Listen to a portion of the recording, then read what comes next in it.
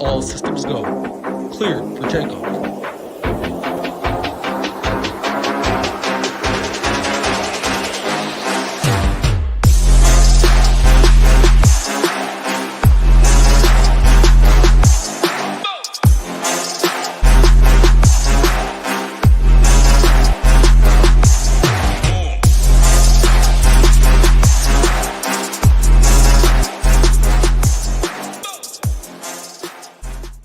What's up, everyone? Tyler Tamboline here, aka ToeTagginTambo, back for another edition. We got 3 events here left in the swing season. This one, the WWT Technology Championship, new course. Talk all about that and more. We're going to break it down as always. The final weather, not much there today, but we'll get to it anyway. We'll go through the tiers, some hard stands on either side. Got my same guy, Andy, here with me as always. Andy, bring you in, man. We're going to have fun with this, and we are still going to do, I know it's just the swing season. I still got the $200 single entry ready to go. So we will be building a single entry lineup throughout. I know many of you, especially in the swing season, are just playing one lineup, throwing it in, or maybe 2 to 3, but we're going to make a single entry lineup here on the show. Andy, what's going on, man? Good to be back with you. Yeah, great to be back. I think this is probably the best, rough to say this, but it might be the best field we see until we hit 2024. Butterfield's usually pretty shaky, and who knows what we'll get at RSM. But do we have an official answer on, because I'm actually going to be, usually on the weekends I'm traveling and stuff. I'm actually going to be around this weekend. I do have like one golf commitment, but do you know if we get shot tracker here? Because we typically don't at Mayakoba in the past when this event was held at Mayakoba, which is now on the Live Tour. But the other event in Mexico, the Vidanta Vallarta one, which many have already compared to this course in many ways. I'm sure we can get into that, but that does have shot tracker. So it's not like shot tracker's illegal in Mexico or something. Like, they're capable of putting it on courses down here. So I hope we get shot tracker, man, for us to be able to follow this along. Yeah, it'd be a pleasant surprise if we do. I would definitely take it. I will say this: they might want to travel to Cabo because it's a little bit nicer. So maybe you get the shot tracker crew, gets out there, sets it all up, does their thing. So it is possible, but I think everybody was just expecting not to have it because we got this Bermuda, the RSL. Like, we will get it when we get it and then take it where we can. But I wasn't expecting it at this event. But you did bring up a good point. I didn't see anything on it though. So can I give you a quick story about this golf course? Because I haven't played it, but I've almost played it. I was on a vacation with my family 3 or 4 years ago in Cabo around Christmas time, and I was Googling.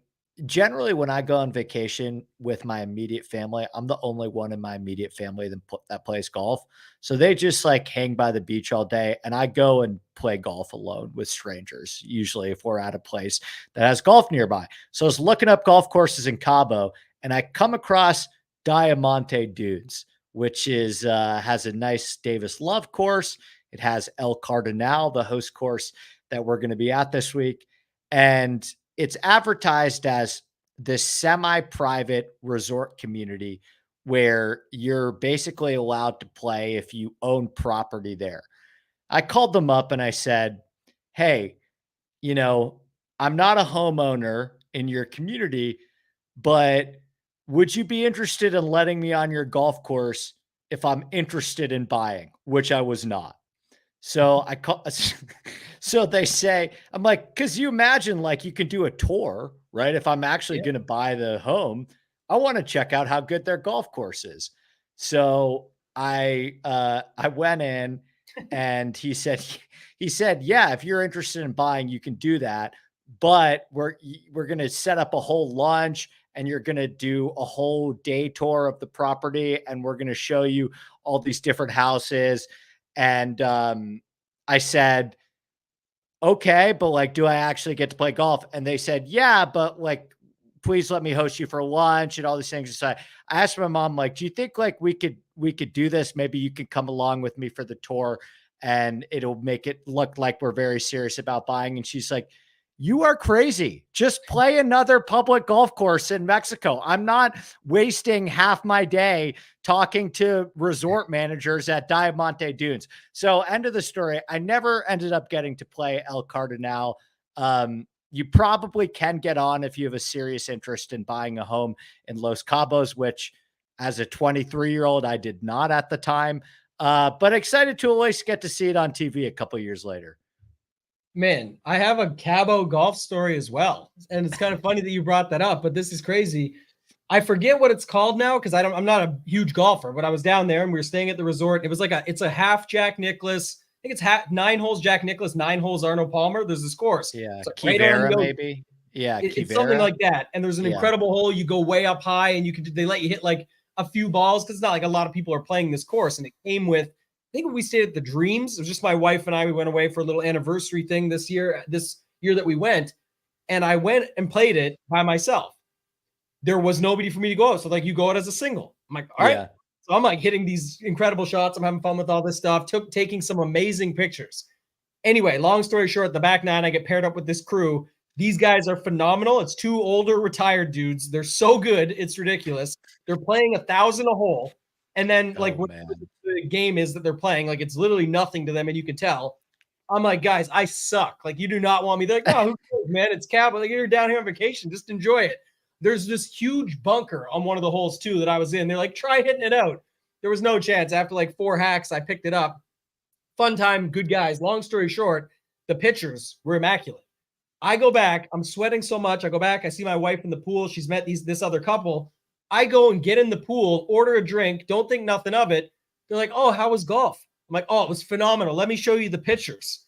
I looked down and it was at that moment I realized, damn, my phone's in my pocket. I just went right in the water. My phone was done. I had to go get the rice, try everything we could. I lost my pictures, man. It didn't resync to the cloud or anything when we got back to the resort with the Wi-Fi being so shitty, all this stuff. I was so pissed off. It was one of the nicest places ever. And the pictures were phenomenal. And I don't have them to this day, but overall, your take, Cabo, I think it's one of the nicest places in the world. What do you think? I love it. I love it. It's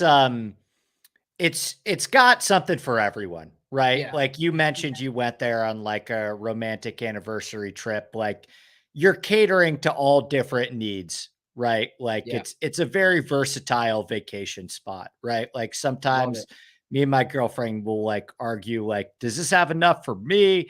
Like my qualifications are, is there a golf course and a gym in the area? She needs a spa. Like Cabo's making everyone happy. It's just an all around crowd pleaser.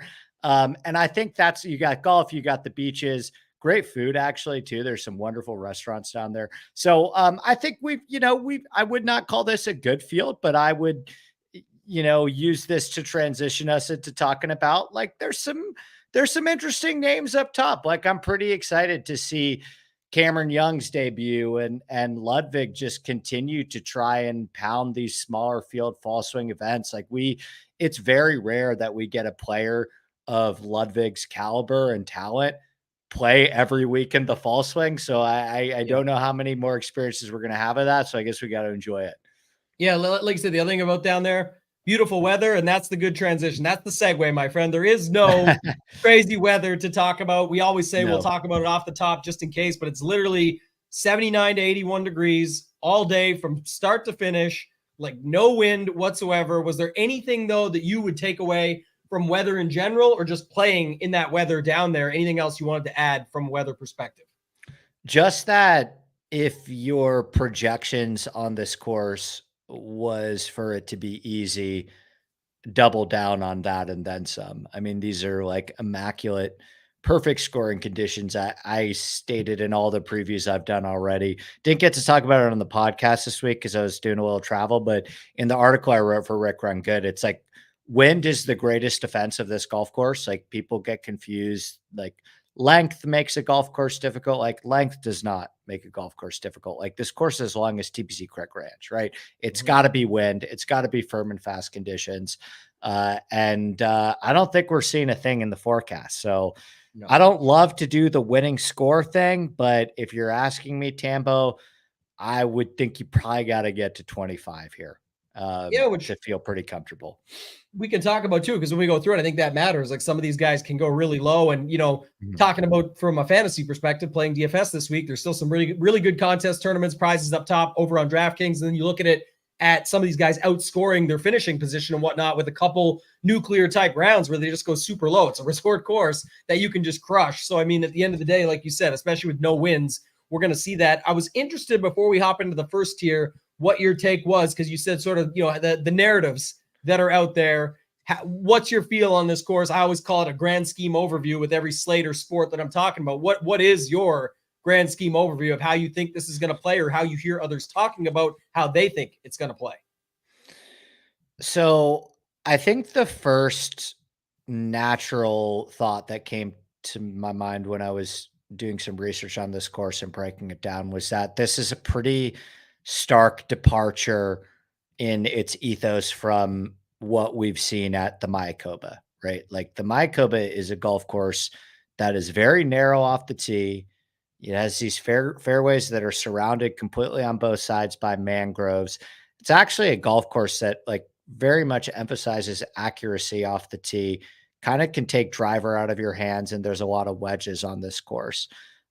My first impressions of El Cardinal, the Tiger Woods design, was that this is entirely antithetical to that and far more in the ballpark of what we have seen at Vedanta Vallarta, right? Which is a wide open, incredibly wide driving corridors, large greens. And you look at some of those Vedanta Vallarta leaderboards, and it's a lot of Cameron Champ and John Rahm and Kurt Kitayama and bombers.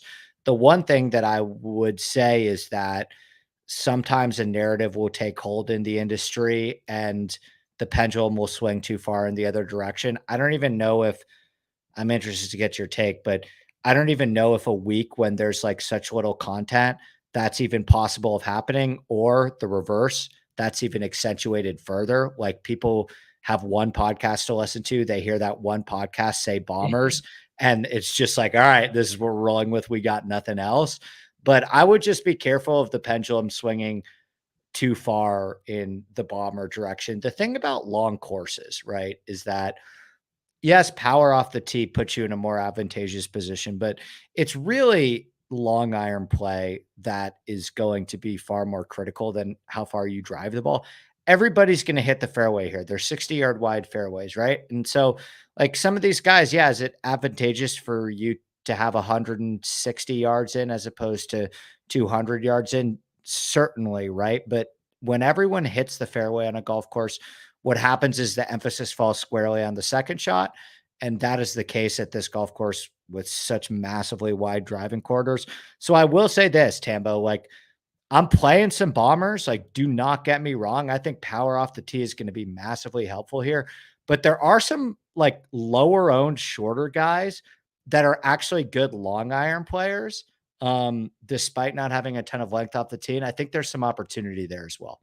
Yeah, I like that call, actually. And I think some of the stuff, too, especially up top, is most of these guys can bomb it out there anyway. And some of the guys that we're going to be looking at that have been great on approach already, it's just an added bonus on top. So it's that's kind of the other angle to it, where at these events. But I think your first point stands more true in the sense of it's literally the middle of NFL. And then on top of that, NBA is launched now. So there's NBA news flying left and right as we speak here. So there's all kinds of other stuff going on where I just think people, whatever info they can get, they're rolling with it. I'll be interested to get some of the ownership takes when we hop in. Is there anything else you wanted to talk about before we get into these tiers? If not, you could take us into Lucas Glover, $10,100 Lucas Glover, up to $11,200 Ludwig, who they did bump his price a little bit. I'm not sure if it's enough for what he's been doing, but again, he's going to have ownership. So we'll have to see your thoughts up here. So Lucas Glover up to the top. What do you got? Yeah, if you have any more questions about my thoughts on the golf course, just drop them in the chat and we'll get to them. But let's talk about the players. So I see this as kind of a two-pronged. There's two groups to talk about here, because you have a $500 difference and significantly less ownership between what I guess could be considered a big three at the top with Ludwig, Cameron Young, Sahith. And then you have a $500 price drop. And in my opinion, a bit of a drop in ownership before you get to Jaeger and Glover. As it stands now, Tambo, I have Ludwig, Cameron Young, and Sahith all between 20 and 28. and I have Jaeger in the 13-14 zone, and Glover even a little bit lower than that, closer to 10-11. So I think you're kind of having to make a decision, right? And we'll talk about how the fact that there are 3 popular guys at the top affects ownership as we get farther down. Shout out the neglect in the 8K range is finally back after a couple weeks. But are you playing any of these 3 at the top? Because I think my favorite is Sahith, but I also think there's a lot of opportunity if you have the balls to say, I'm not going to play any of these 20+% guys. And I could really build like a very interesting contrarian lineup, starting with Jaeger and Glover and working my way into the 9s. Yeah, I think tonight we'll see how we actually get there when we round it out, but definitely going to look at a single entry that I think fades the entire top. But for me, I cannot do that in all my other stuff. Like I definitely still think with the price bump, sure, but Ludwig is still, to me, just not priced up enough for what he's been doing, the field strength, what the Did you bet him? I did not. No, I think it was 9-1 or something. I know some people bet that. I know a lot of people did. Like I was doing my odds checker video with Jeff earlier in the week, and I know he bet him. I know our mutual friend Baroff bet him too. So yeah, there's been some love for Ludwig. Like I have him the highest on the slate, right? Like 28%. I have him 27. Yeah. I just don't know if that's, again, there's so many other guys you can use down below, and roster construction ways to get different, all that other stuff, where if you just want to play them, I think one thing too that's going to swing the pendulum a little bit is that we just saw what happened last time out. Xander was at the top. Everyone played Xander, and the guy that was just a little bit cheaper, Morikawa, ended up winning and boat racing the field essentially by the end of it. So I think there is some thought to that this week, that people are like, it didn't work out for Xander last time. It doesn't make him become lower owned. He's still going to be 27%, but I'm saying, could he have been 35 here? Like this is one of the laziest weeks of the year. There was definitely a possibility he could have been 35 or more, really. Even he's still very easy to fit in. There's lots of guys to use. So there's something to be said for that. But the other guy I like your Theegala call. I said at the start of the week, one thing I like with him, any place there's wide fairways and a spot that you can just see a guy score, I wouldn't hate that. But Steven Jaeger is always my guy. And I had it up here earlier before pre-show. I clicked off it, but man, just the scoring stats, $1,000 cheaper than Ludwig, and basically identical scoring stats, just as solid pretty much off the tee, not the same distance, but still. And good then you long see his iron player. Yeah. Like everything else lines up. So, and again, his only downfall ever, really, and I play him a lot. Trust me, I'm a huge fan of Jaeger bombs, is missing the fairways. And here, I don't think it's going to happen as much. So I could start some lineups with him too this week. So those are kind of my 2 up top. Theegala the 3rd. That's kind of where I end up. I couldn't get to enough Cam Young. I couldn't get to enough Glover, but the other 3 guys are the ones I like, with Jaeger, Ludwig, and Theegala coming in 3rd. Yeah, I think we're pretty aligned. I'm pretty heavy on Jaeger myself.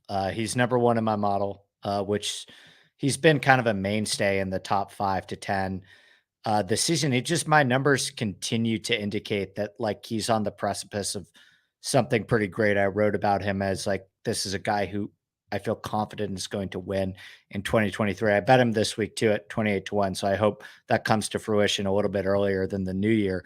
I have some concerns about like the rust factor with Cam Young.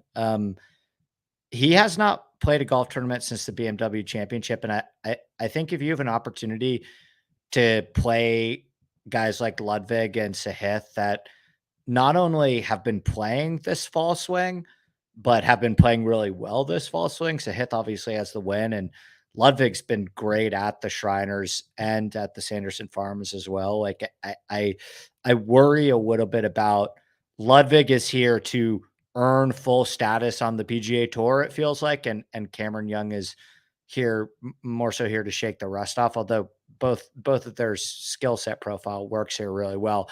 And then Glover, like despite being the lowest owned in this range, I'm a sucker for low owned 10K guys. Like I will always try and capitalize there.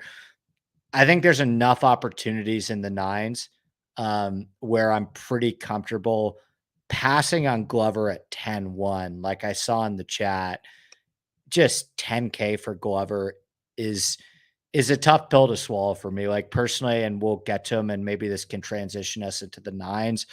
Like you give me Griot at similar ownership and $400 cheaper on a Past Palm tropical golf course, and I'm taking that 10 times out of 10.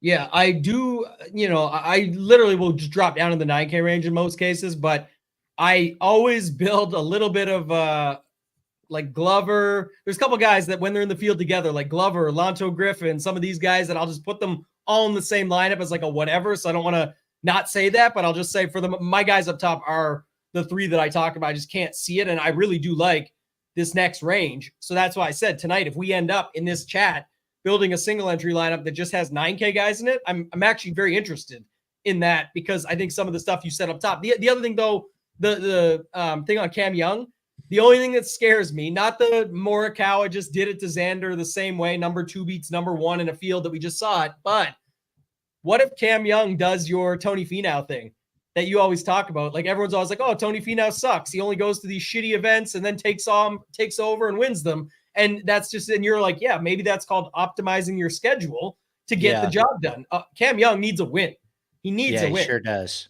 And he's going to get one. Like I'm at a macro level still incredibly high on Cam Young. I have zero doubt that he's going to win this year in 2024. I mean, maybe sooner, but I just like, I think if Cam Young was getting neglected here, I would say, all right, I'm in, but I still have him at 20%. I mean, if I have him at 20% and Ludwig at 27, like you said, like I think I'd still rather play Ludwig or I mean, I'd probably rather play Sahith than both of them at like 22 or 23.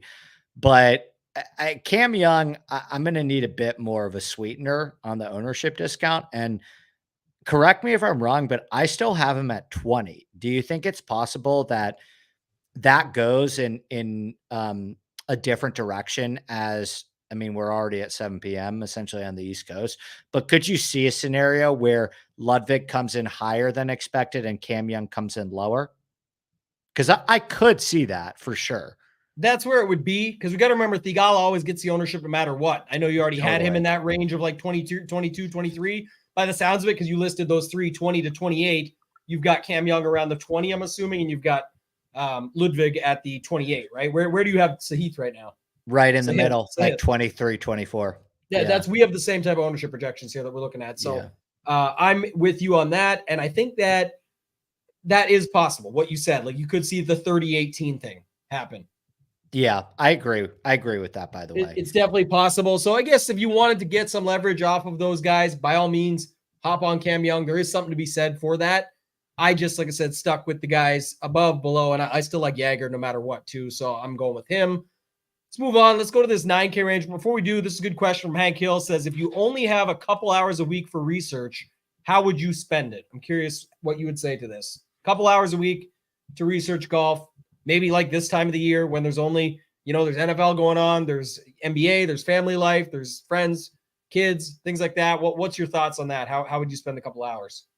I mean, I'm biased, but honestly, I would watch this show. I mean, because the show is going to give you the opportunity to cover everything. Like any questions that you have, we will answer on specific players on golf course. It gets you the latest ownership. So like if you are like, okay, I can map out 2 hours of my week for DFS, 1 hour for content and 1 hour for building lineups.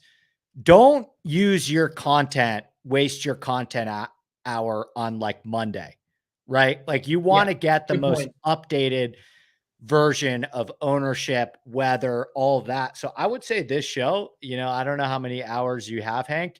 If you've got an extra hour after the show, I'd recommend, and you want to go a little deeper in the course, I'd plug my Rick Run Good article on Monday, which gives you everything you need in the course.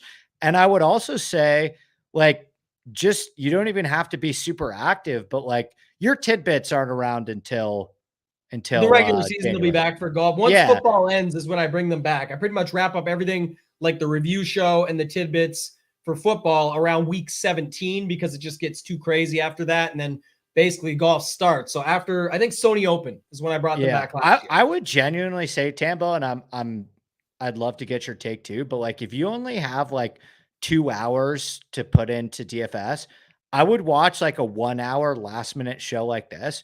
And I would genuinely spend like the last 30 minutes, like hearing what people are saying in the Ship It Nation Discord, like kind of perusing through Twitter, like looking at things like tidbits. Like, I don't think you need to be overloaded with 8 pod. I actually think that's detrimental. But like, I would spend like a time in a last minute show like this and the other hour like checking out something like your tidbits, or just like, you don't even have to post in the Discord, but just like being in a Discord, seeing what people are saying, like you're going to be able to get a sense of like what direction people are going, what narratives people have about the course, and like what narratives you should probably be fading versus having interested in.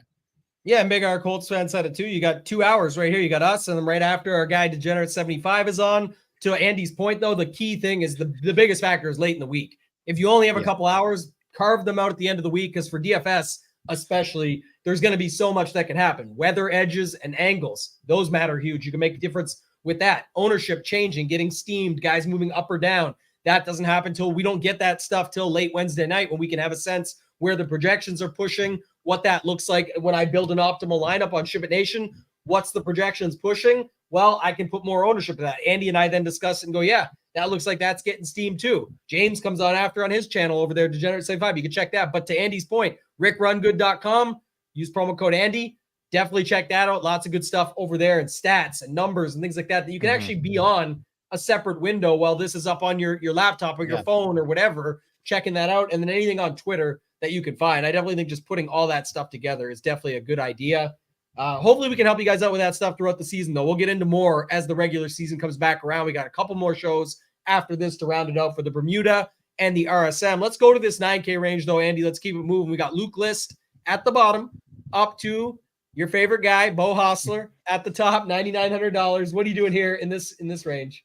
Well, you know, I mean this genuinely, like I have a tremendous amount of respect for the way that Bo Hostler's playing, like, especially when you're one of the worst iron players on tour, like to be able to accumulate results while being objectively bad at the most important skill in professional golf.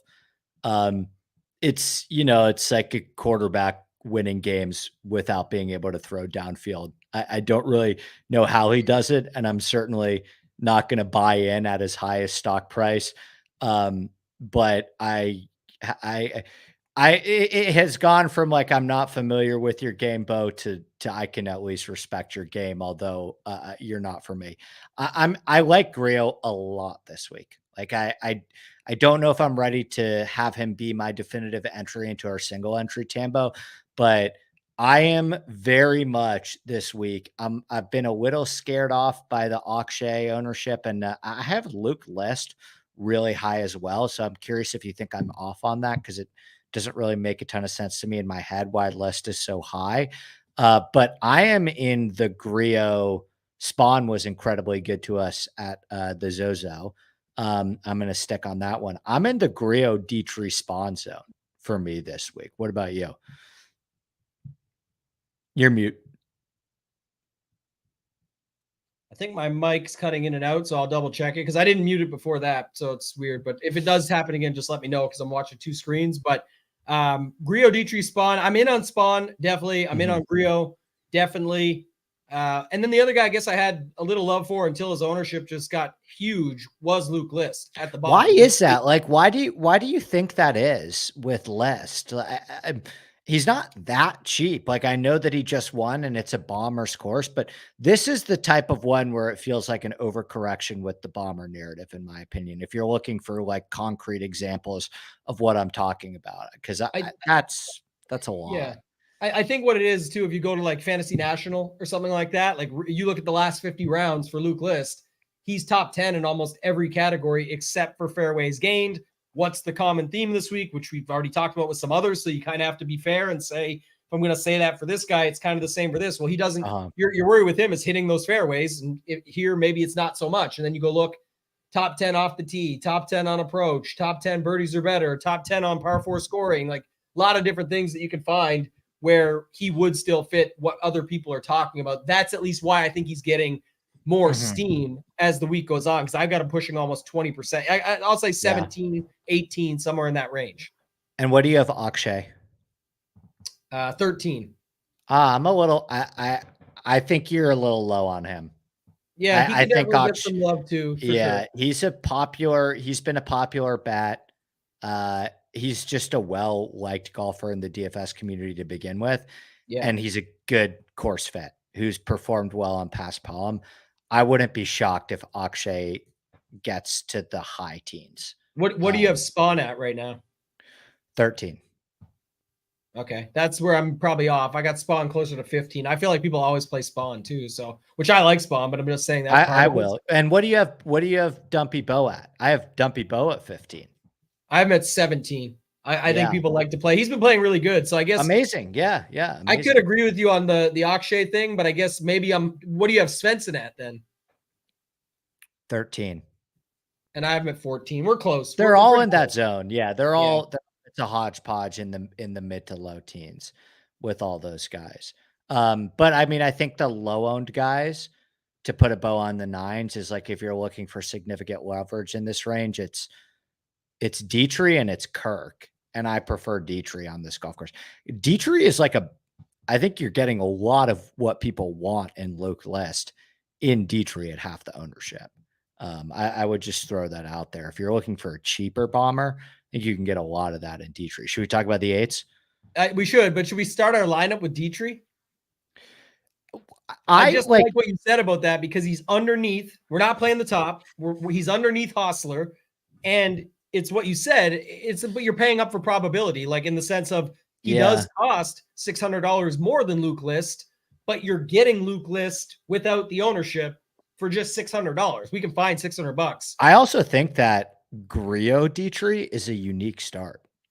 Yeah, I don't hate that either. Let me write Dietrich down for sure for right now, and then people can help us decide later on. But I definitely think there's at least something to that. Start us off in the eights. I'm going to check something real quick here, but just start us off in the eights and go through it. We've got Taylor Pendrith up to Justin Suh, and it looks like less ownership than I guess what you saw in the range above.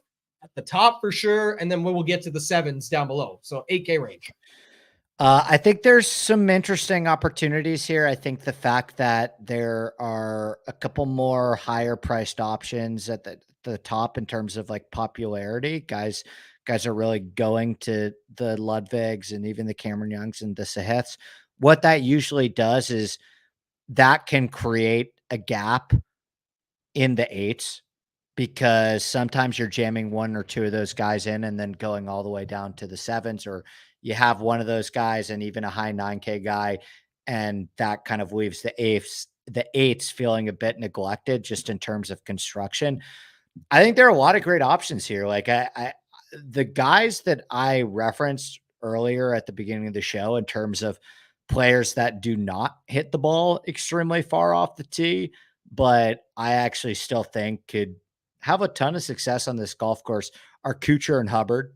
Like both those guys, I've Hubbard at 10% and Kuchar at like 5%. I'm playing both of those, and then kind of antithetical to the skill set. Like I think this is a good opportunity to be early on Gotterup. He's higher price than I would have hoped for. I expected him to be in the mid sevens, but you're getting the ownership break too because of the high price. I have him around 7%. My favorites in this range are Kuchar, Hubbard, and Gotterup, Tambo. And I would say that the chalk you have to be worried about is Davis Thompson at like 14, 15%.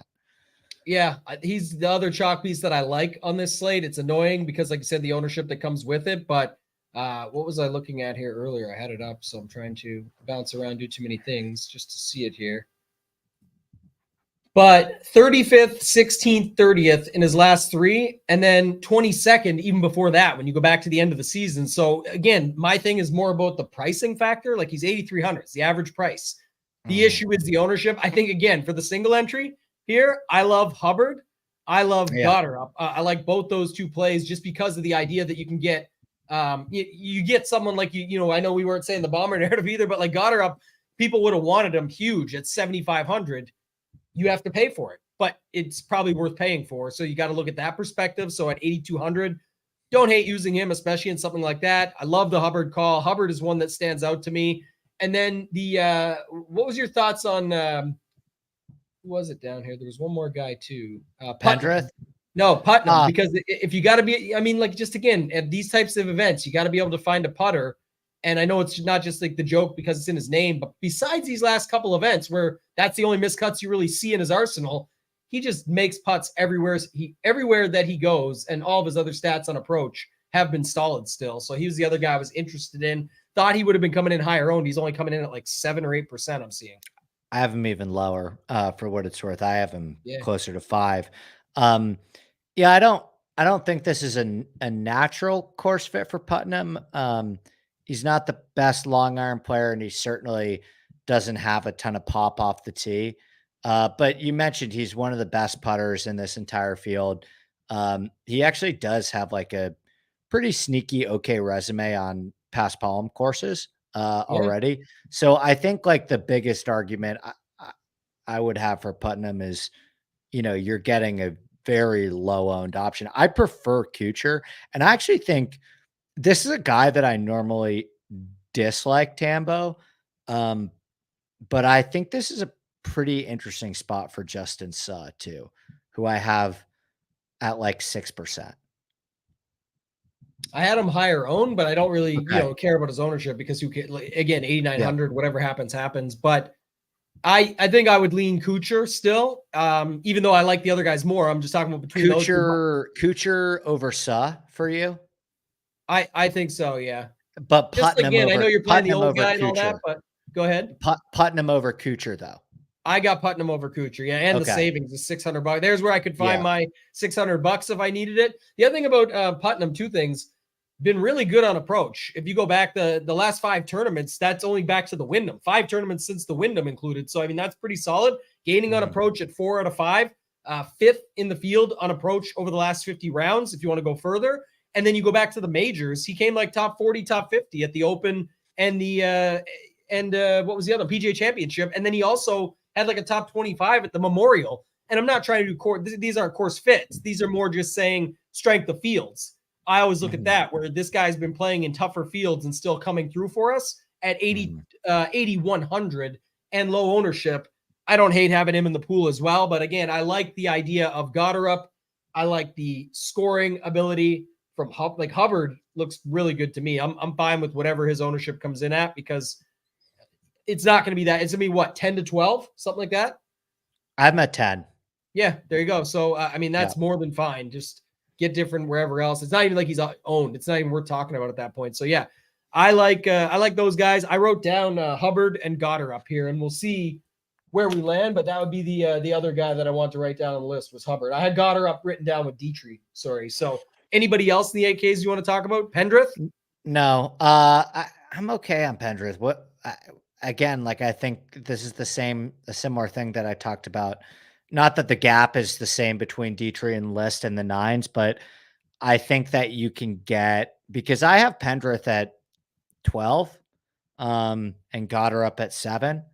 And I think you can get a lot of what Taylor, I know it's $200 cheaper, but I think you can get a lot of what people like in Pendrith in Goddard up at close to half the ownership. I mean, what do you have Pendrith at? I have him at 12. I get him at 10, so we're close. Okay. Yeah, fair enough. Yeah. So I guess it's not that big of a gap. I can't really say I have a huge problem with him at 10. Let's do 7,400. Unconventional, but just because there's not many, like 7,500 up is only like 10 guys this week, or 11 guys. So Ramey WD'd too. So that was some last minute stuff we should have mentioned earlier, but just to note, obviously Streelman, Joel Damon earlier in the week, right? Pretty much when pricing came out, that same within a couple hours. And now Chad Ramey was today. He WD'd. So just keep that in mind. He's 7,400. So I'll kick him out of my list as well. Give me your thoughts on the other guys. Let's go Nick Hardy, EVR, up to Taylor Montgomery at 7,900. Well, I like both the guys you just mentioned. I like Nick Hardy and EVR a lot this week. In terms of guys that you might want to be a bit concerned about from an ownership perspective, I think that Cameron Champ and Callum Tarrant are both going to certainly be in the double digits, probably in the I have both of them in like the 13-14% ballpark, and maybe Vincent Whaley gets to 10. Maybe Michael Kim gets to 10. I think that, guys like Cage Slay and Doug Gim, those guys are going to be in the high single digits. So, and Ryder too. I should mention Ryder, who I actually really like. Like I have Ryder coming in at around 11%. And I think that's more than fair on him. But for me in this range, Tambo, if we're going 74 and up, it's Hardy, EVR, Ryder, and Riley. Someone wanted to know about Hadley earlier as well, but I'm in on Ryder for sure. Yeah, I don't love Hadley. I think he's gonna be like 8 or 9%, and I just think they're better options that like he's sandwiched between two guys I really like in Ryder and Riley. What about this one too? Everyone wants to know this, right? Like Mav coming back, making his return. He's only 7,500. Honestly, if it was back when, like you could definitely picture like a $9,200 Mav here. But sure, he's also there's a reason he's priced at this. Do you have any thoughts on him here? I'll be late on him. I don't really think that there's players that are in much better form than Mav McNeely right now in that price range that are playing really good golf. And I don't know what was really wrong with Mav McNeely. We don't get a ton of reporting in golf when it comes to injuries. And it's been what, 6 or 7 months. And right before he got injured, like it was some of the most dreadful stuff that I have seen in a while in terms of the way that he was driving the golf ball.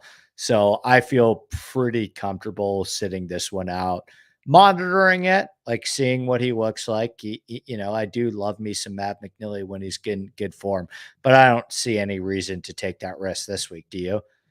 I do not. Like I thought about it, couldn't get to it. Like just looking at it, you just said it best. Is really when you think about what he was even doing before was nothing that I was just like dying to play. If it was the case anyway, I played some Nick Hardy here over EBR. Yeah. I never play EBR though, so I get it. But I just I've never missed out or felt like I did, so I don't care. But he does kind of have a flow chart, but I'll get to the flow chart later with Troy Merritt. But EBR is just on my flow chart. Is he playing? Yes. Are you playing him? Probably not. So that's how he fits my flow chart. But Vince Whaley can score. He's been doing some stuff lately. It looks like he's getting some ownership, but I don't see it getting completely out of control. I play Davis Riley over EVR. That's just what I do. Gim is there as well. That's kind of like the 2 or 3 guys there that I'm most interested in. Some Riders, some Tarrant maybe, but that's kind of the thing. Oh, and what do you about Michael Kim here? He's been playing a little bit better. Yeah, I like Michael Kim. I always like Michael Kim. I've played him all fall swing. I liked him at the Zozo too, and he thought he was okay. So are we both out on the Cameron Champ chalk? Because I am. Oh, don't even get me started on that one. This guy, okay. When he was 7,100 and you and I were talking about him, there's like before it was coming around a little bit, but at 12, I've got him somewhere in the 12 to 15 range here. Yeah. Cameron Champ doesn't practice on any golf course, and I don't know if he's going to hit the range in Los Cabos. So I'm going to take a hard pass on him at probably around 15%. But you want to talk about some of the guys in the low sevens? Cause actually they're a lot. Because he putts better. Cam Champ putts better on Paspalum than any other surface. And it's the cheap, it's the lazy bomber narrative, right? Like Cameron Champ and Luke List are just over-owned this week.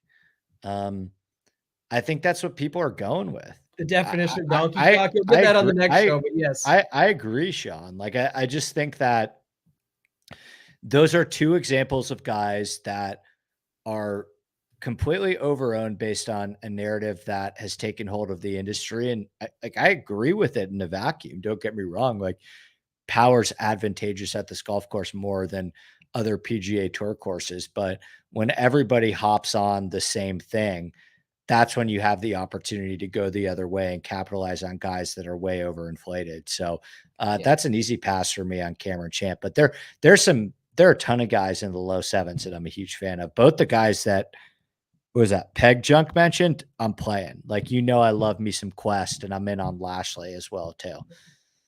Yeah.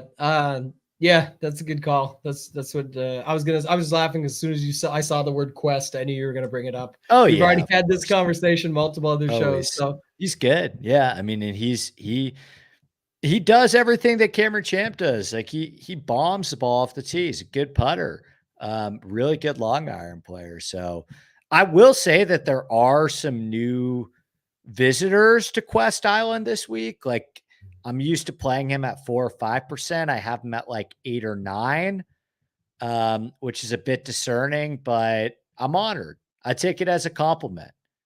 yeah, you can at least know you were there first. Like you said, that's Oh kind of what it yeah. comes down to. So Yeah. I'm okay with that. I'm pulling it up now to see, because we're going to start building this soon too. We got to still do the rest of the 7s and the 6s, but Dietrich, Goddard, Hubbard are the only 3 I had written down right now. We'll think about Quest. We'll go through this range though and use him as a starting point. I mentioned earlier this week about Grayson Sigg just being able to put up birdies. And this is where I want to bring up one strategy point, is that like, this is the thing about this course with the scoring. You already talked about it off the top of the show, and this range. I typically like Sigg more in something like Showdown, and you just hope you get that crazy low round and you're good to go. But here, what if you get 2 of those low rounds and then a couple good rounds? He may finish 20th, but he's going to outscore that 20th position, and he's only 7,300. So you can double down with him as a guy that can round out your lineup or be the 5th man in. I think this range here, 7,300 down to 7K, I have like limited ownership besides maybe Brandon Wu, Troy Merritt, Tyler Duncan, Kevin Yu. Like, what are the guys you have that are owned 7,300 to 7K, and are any of them more than 10%? I think Brandon Wu will get there, because that's the guy I have. Yep.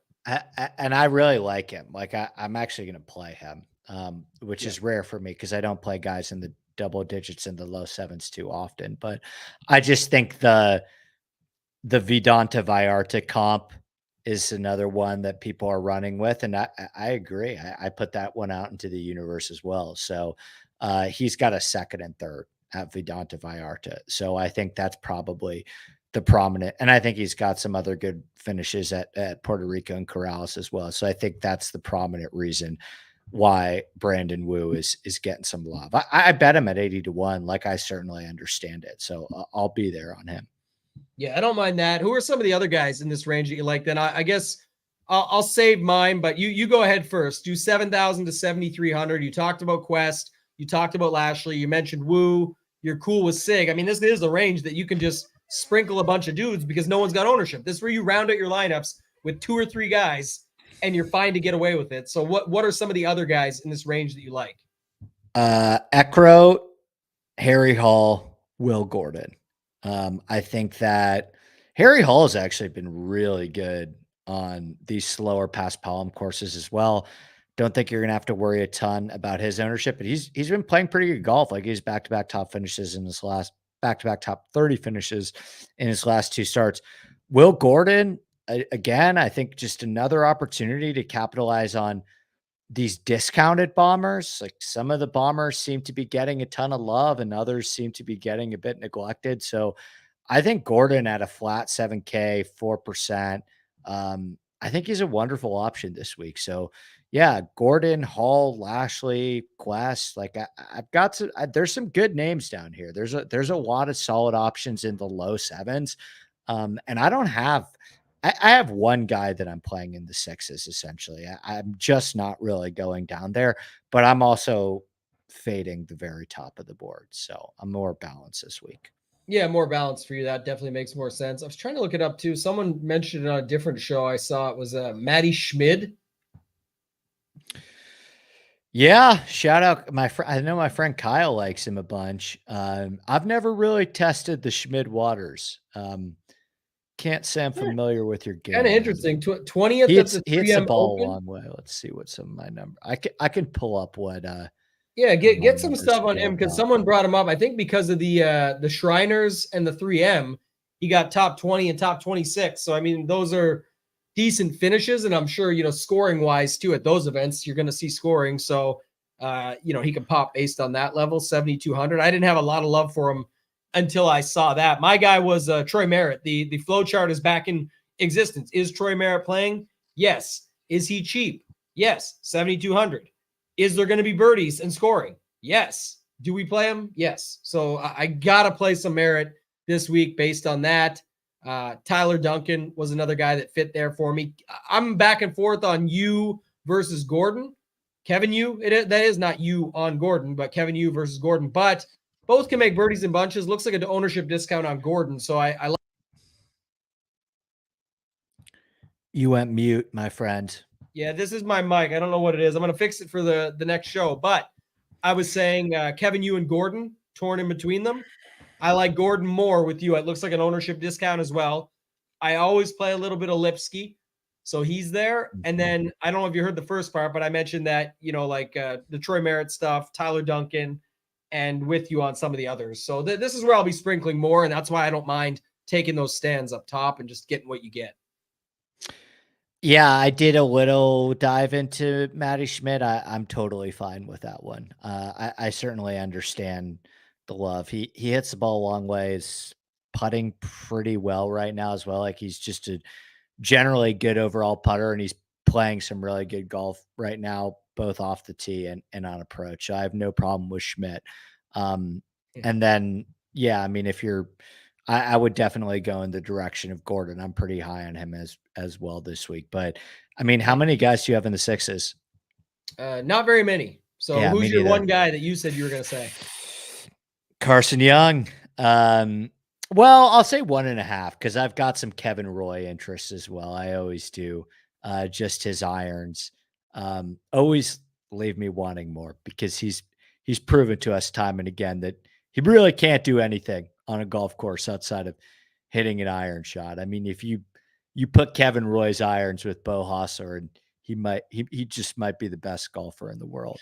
But yeah, I think that at 6,300, you're getting upside in a guy that has a skill that not very many players in this field have, and it happens to be a skill that's going to be hugely important, not on any golf course, but particularly on this one. So Carson Young, maybe a little Kevin Roy, but that's about it. I'm not really vibing with the Kelly Craft love, some Marty Doe love, a little Carl Yuan love. I'm going to go with Carson Young as opposed to any of those other three guys. But those ones that I just mentioned, Craft, Doe, Yuan, Young, like I think those are the only guys that hover between 5 and 10%. That's how I saw it, and I don't really have any of those guys. I played a different Kevin. I know your love is for Kevin Roy. Mine is always for Kevin Tway. He's been horrible. I don't recommend him, but again, when you get a course with the wider fairways, maybe it helps him. We'll see. Kevin Tway, Skyler got me on Preston Summerhays in the past, so I'm not sure. 6,400, just play a talent play down there, and I kind of like that, so I went there a little bit, and then also. What about Shelton or MJ Daffy up at the top there? Some Dafu or Daffy, those two guys. I don't think so. Shelton was good at the Zozo, though. I do remember him kind of popping up at the Zozo. So probably not for me, but that's also because I'm just so incredibly heavy on the low sevens. I have probably like 6 or 7 guys that I'm playing between 7 and 7.4K. So that's where I'll be. Brian is right, though. I would agree with that. Like, I think the 6K range is getting neglected as it does on most weeks. And I do think that a very common build, Tambo, if I had to guess, is Ludwig, maybe even another guy in the 10s or a guy in the 9s, maybe. I would imagine a very popular build is something along the lines of Ludwig Akshay or Ludwig Lest, maybe skipping the 8s and then playing a ton of guys in the 7s, Cameron Champ, things like that. So, yeah, there's no one, like, play whoever you want in the 6K range. I don't think you really have to worry about ownership too much. Yeah, I would say I agree with the statement. I think it's a bad play, but I agree with the statement. So it's definitely a way to get very unique this week. I just don't think you need it. There's 85 guys in the 6K, like good luck finding, or 75 guys, good luck finding the right two, and then getting everything else right up above. There's no ownership in those low sevens. It's not saying they're better golfers. I'm just saying that it's not like there's any, even in the 7K range, if Callum Tarrant and Ryder maybe get a little love, Champ, until you get up to Champ, there's like no ownership in the 7K. So you don't really need to go to the sixes just to get unique. And I will say this, just I think we're about to do it when we build this single entry here. We're going to start. If you guys want to start throwing some of the guys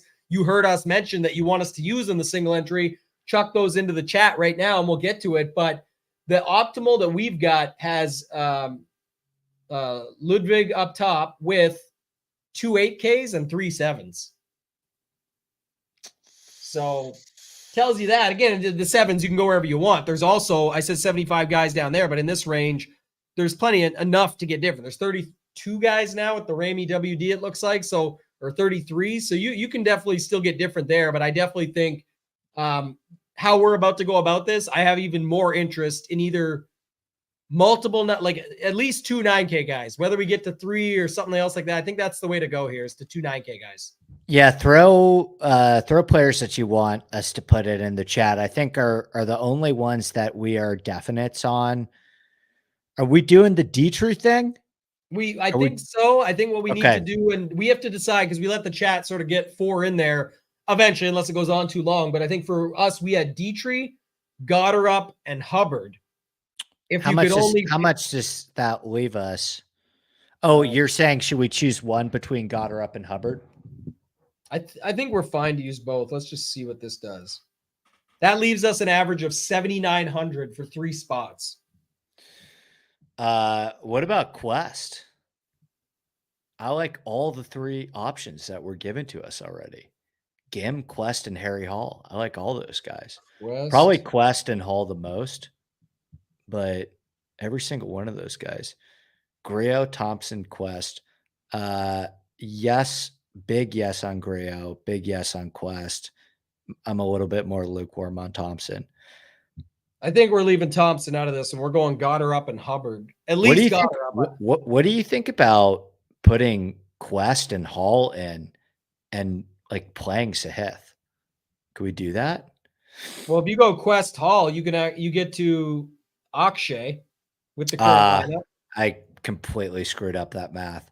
So Quest, Hall. I have Quest, Hall, Hubbard, Gotterup, Dietrich. And how much does that leave us? If we took Hubbard out and went with Thigala, it leaves us Will Gordon money. Yeah. I don't know if there's like a Sahith groundswell though. Like I like him, but I actually, why don't we how do you feel about the idea of prioritizing Griot? Because Griot is someone we both like, and there's been some chat love for him as well. So that gets us $1,100 to move up from. So you get $1,100 to move up from Gordon, Hall, or Quest. So you're kind of at like an 83. We don't really want Thompson. So we're $100 shy. Oh, we can go. No, we can't. What about $100 shy of going from Quest up to Hubbard? That was what it was. Yeah. What about Griot, Dietrich, Gotterup, Quest, and Hall? How much does that leave for the final spot? It drops us. It puts us to like Putnam, who we talked about, but I don't think there was a lot of love out there. And you and I both weren't in agreement on him. I like him, but like, yeah. Davis Riley was mentioned in the chat. I like him too. Oh, okay. Here's the ultimate decision then. Damn, we started with Dietrich though, but you could actually just swap Dietrich to Thigala. So it'd be Thigala, Griot, Gotterup, Quest, Hall, Gordon. You lose Dietrich though, but you could also go Dietrich over Griot. So that's the other angle there if you want to do that. Sure. Who do you prefer between Griot and Dietrich? Man, I think I want to play the thing I love the most that you said was the Dietrich thing. So I kind of want to play Dietrich there. Okay, well, why don't we create like a 2v2 option for the chat to decide on? We've seen We've Man, seen some. so it's the We've seen Gala. it's hard because we've seen some Hardy love in the chat, which we both like Hardy too. Like It's what Hardy happens? over, but you have to play Hardy over Quest. What about Quest, Hall, Hardy, Dietrich, Grillo? How much? Okay, let me just save this for a second because I think we have a good lineup here. So I just want to see this. Let me see. Yeah, that's a 5. How much money does that leave us with? Quest, Hall, Hardy, Dietrich, Quest, Grillo? Hall, Grillo, Hardy. Justin Suh, Keith Mitchell. Somehow I want to get Goddard up. And okay, who do you like the least of Dietrich? We like Dietrich Grillo. Let's just say that. Okay. Out of Hall, Hardy, Quest, we would drop Hardy, we said, right? Yeah, I mean, I would let the chat decide. I'm playing all 3 of them. Do we love Hall? You love Hall. I like him a lot. And I brought him back into attention because I saw 1 or 2 mentions of him in the chat. But Right. I don't like him any more than I'm fine with dropping him. He's cheaper than Quest, and he's cheaper than Hardy. So I think you choose Hall over one of those guys if you're looking to pick up an extra 300 in salary. There was nobody cheap that you liked. I was trying to find one more. 69 or 67. You get stuck, man. Like there's just nowhere to go. I really like Goddard. I really like Hubbard. I like Dietrich. What happens if I drop? Is there anybody at? No, it drops to Svensson, so that's no good. Well, I mean, Dietrich, Grillo, Hall, Quest, and Hardy. How much money does that leave us with? It's got to leave us with somewhere close to 8s. Dietrich, Grillo, Hall, Quest, Hardy. Yeah. It leaves us, I think, with the decision on Goddard up because it goes to Justin Suh, Keith Mitchell, all those guys. Yeah. So, I mean, how much salary is left? 9K?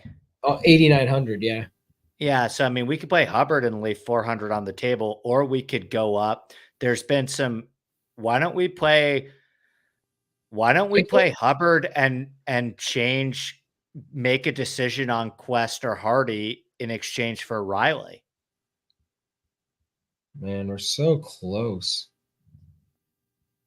We're $400 off is the problem. I want to get Goddard up or Hardy. One of those two in there. I want Goddard up more than Hubbard is what I'm trying to say. So I want Dietrich, Goddard up, Hall, Quest, Hardy. Let's see what that does. Play Quest. I think we got to play Quest. Jagger money. It's just off. So Quest. Was there another guy at 7,100 that we liked? No. Well, you could play Gordon at 7,000. So they said play Quest no matter what. Like there's been enough Quest. We have to play it. People were talking about Dietrich earlier more than enough. Hardy. So let's just lock Quest, Grillo, Dietrich. Hall and Hardy are actually out. Let's do this. Okay. That's what happened so far. So we have Dietrich, Goddard, Grillo, and Quest. Yeah. So how much does that? The originals we wanted were Dietrich and Goddard. But if we don't get Hubbard, makes us go too cheap because Hubbard brings us down to 6,700. Oh, it's your boy Carson Young at 6,700. Okay, but leave that out for a second. Go back. So Goddard. The other guy we said outside of Hardy is there a $7,800 guy that we're not, because we're not playing the Cam Champ chalk.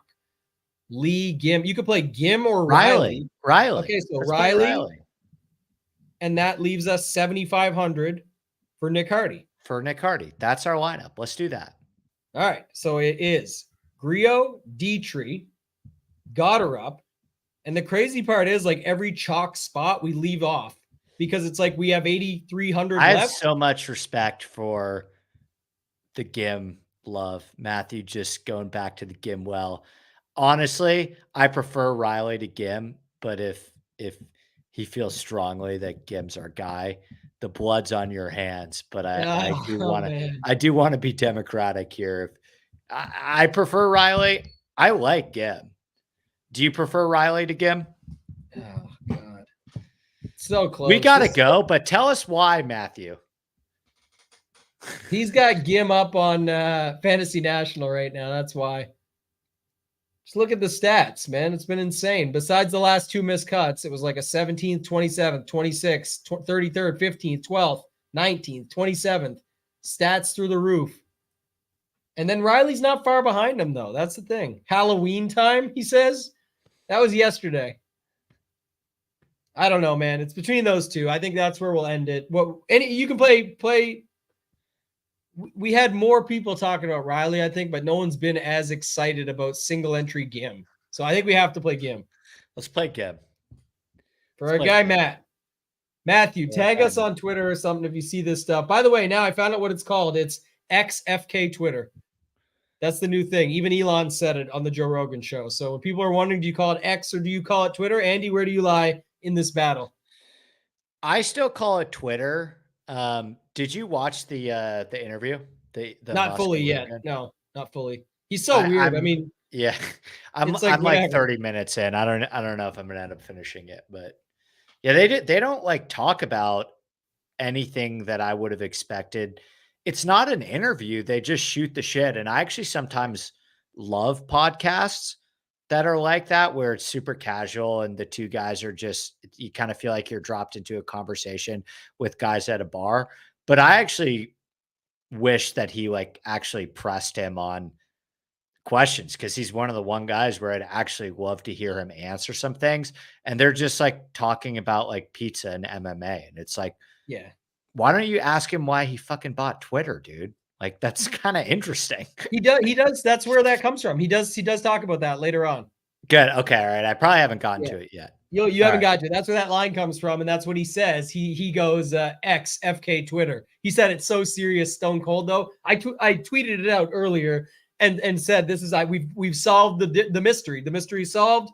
Right. You can follow me on, and it's XFK Twitter, formerly known. So I don't know. I like that one kind of, but all right, this is it, guys. We'll be back next week and the week after, same time, 7 p.m. Eastern on this channel. So check us out. If you guys have any other stuff, follow up on Twitter or in the SHIPIT Nation Discord. If you want to go check it out, shipitnation.com. Use the promo code Andy. Gets you 10% off. And last week, if you look too, we had a bunch of stuff going on. We've had a guy win the Millie. I won 100K last week. Hoop won a live final seat. A bunch of members won. Our guy could be Travis, won 100K. Oh, yeah.